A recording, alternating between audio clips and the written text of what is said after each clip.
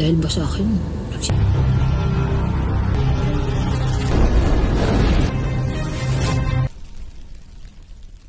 Guys, wala. Like, 0% hindi ko alam.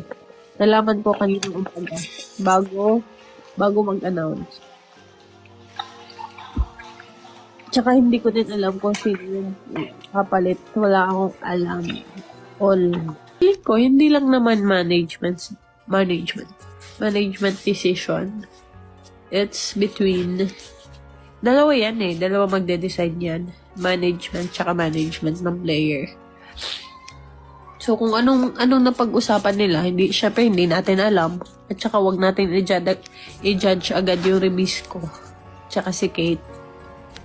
Kasi hindi naman natin alam kung ano yung mga napag-usapan nila eh. Wala akong sakit, guys. Lumalabas lang siya kasi paiyak na ako. Mga pangit kayo. Sige lang guys, umalis na si Bea, umalis na si Ate Den. Guys, di ko alam ba't sila umalis. Sabi guys, kung masakit sa inyo, paano na lang daw sa amin. Pero grabe no. Like, grabe yung Chocomucho, like sila Bea na nakaano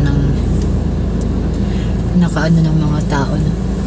Tamo, grabe sila na pamahal nila yung grabe. As in like, medyo naisip ko, dahil ba sa akin, nagsialisan sila.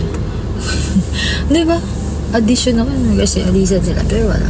I think it's naman. May rason naman yun. Yeah, I think. Pero guys, hindi ako malungkot dahil naalis sila. Basta pag may umalis, isipin nga lang, ikakabuti nila yan.